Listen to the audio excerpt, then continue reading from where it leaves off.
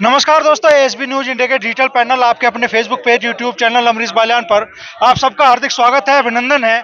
मुजफ्फरनगर में आज बड़ा राजनीतिक घटनाक्रम हुआ चुनाव के ऐलान से ठीक पहले। अब तक कांग्रेस की राजनीति का बड़ा चेहरा रहे देवेंद्र कश्यप आज भारतीय जनता पार्टी में शामिल हो गए।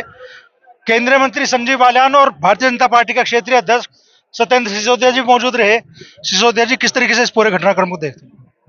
सर्वप्रथम तो मैं इंजीनियर देवेंद्र कश्यप जी का भारतीय जनता पार्टी परिवार में स्वागत करता हूं और निश्चित रूप से देवेंद्र कश्यप जी बहुत ही ऊर्जावान कार्यकर्ता हैं और दल में आए हैं। मैं उनके आने से हमें मजबूती भी मिलेगी और ऐसे युवा चेहरे की हमें जरूरत है। निर्दलीय प्रत्याशी के तौर पे देवेंद्र कश्यप ने चुनाव लड़ने का ऐलान किया था जब कांग्रेस से टिकट नहीं मिला। आज भारतीय जनता पार्टी में शामिल हो रहे हैं तो आपके चुनाव को तो काफी मजबूती मिल गई और ज्यादा। चुनाव को भी मजबूती मिली है और एक काम करने के लिए छोटा भाई भी मिला है उपहार में। ऊर्जा काफी है ऐसी पार्टी में जिसका कोई नाम लेवा नहीं था। उस पार्टी का नाम आपके सारी मीडिया में अगर कोई गुजारा था मुजफ्फरनगर में तो उसका नाम देवेंद्र कश्यप था। अब भारतीय जनता पार्टी में काम करेंगे और निश्चित रूप से इससे फर्क पड़ेगा, मजबूती मिलेगी। आपने कहा गले में सांप डाल रखा था अब तक।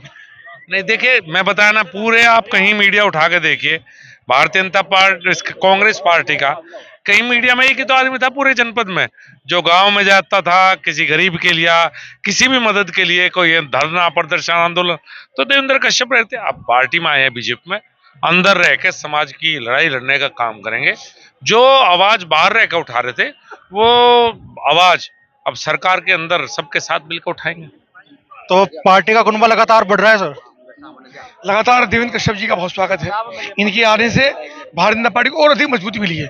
कश्यप समाज, अति पिछड़ा वर्ग पहले से भारतीय जनता पार्टी में काफी मजबूती के साथ है और देवेंद्र जी अपना एक नेता हैं, वो आएंगे तो उनका विचार पूरे जनपद में, पूरे पश्चिम उत्तर में फैलेगा और उनके कारण से भारतीय जनता पार्टी और अधिक मजबूत होगी। उनका बहुत स्वागत है। आज सत्येंद्र सिसोदिया जी ने उनका सदस्यता ग्रहण कराई है, उनका भी धन्यवाद है। और संजीव बालियान जी भारी मतों जीते, इस संकल्प के साथ हम सब लोग काम कर रहे हैं।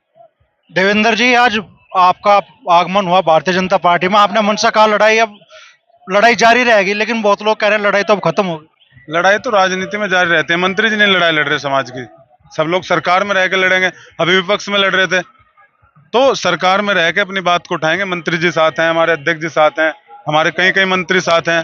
तो ये लड़ाई बंद थोड़े होते, सरकार से ही तो मिलता है। आज सरकार भारतीय जनता पार्टी के ऊपर नीचे है।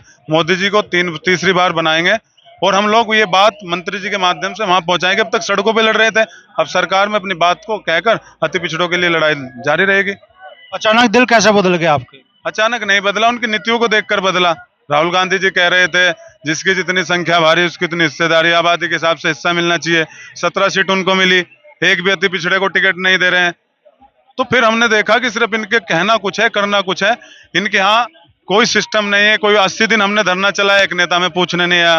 जंतर मंतर हम 10,000 लोग लेके आए, कोई पूछने आया। आज हमने सभा की, देखो हमारे मंत्री जी भी हैं, हमारे प्रदेश के मंत्री भी हैं, प्रदेश अध्यक्ष जी भी हैं और भारतीय जनता पार्टी में हमें सम्मान मिल रहा है और हम पूरे तन मन धन से भारतीय जनता पार्टी को बढ़ाने का काम करेंगे और अपने समाज की लड़ाई 24 घंटे लड़ने का काम करेंगे। ये लड़ाई ऐसे ही जारी रहेगी। जिन मांगों को लेकर आपने 80 दिन धरना चलाया, आप कह रहे हैं जंतर मंतर पर भी आप पहुंचे, उन मांगों के भी समाधान का भी कुछ भरोसा मिला आपको? बातचीत होगी, सरकार को मुख्यमंत्री जी को बताएंगे, मंत्री जी के माध्यम से बताया भी है और सरकार तो काम कर रही है। रोहिणी आयोग तो प्रधानमंत्री जी ने तो बनाया है, वो तो रोहिणी आयोग भारत सरकार का ही बनाया है। तो भारत सरकार इस पे काम कर रही है। मोदी जी गंभीर है अति पिछड़ों को लेकर, उनसे ज्यादा गंभीर व्यक्ति इस देश में कोई नहीं है। अगर आज अति पिछड़ों को भागीदारी दे रही है तो भारतीय जनता पार्टी दे रही है। तो मंत्री जी के नेतृत्व में हम लोग 2024 का चुनाव उनको ऐसा मजबूती से लड़ाएंगे जैसे 2014 में जीते थे, उससे ज्यादा वोटों से मंत्री जी जीते। आखिरी सवाल बस मैं आपसे करना चाहूंगा, कश्यप समाज के लोगों को आज क्या भरोसा आप देंगे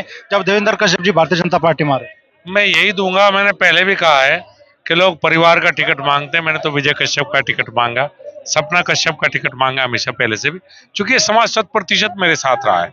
मैं यही भरोसा दिलाऊंगा कि देवेंद्र कश्यप को, मैं भी कार्यकर्ता हूँ, वो भी आज से भारतीय जनता पार्टी कार्यकर्ता, अपने छोटे भाई की तरह रखूंगा। तो बड़ी बात मंत्री जी कह रहे हैं कि देवेंद्र कश्यप को वो पार्टी में छोटे भाई की तरह स्थान सुनिश्चित करेंगे उनका।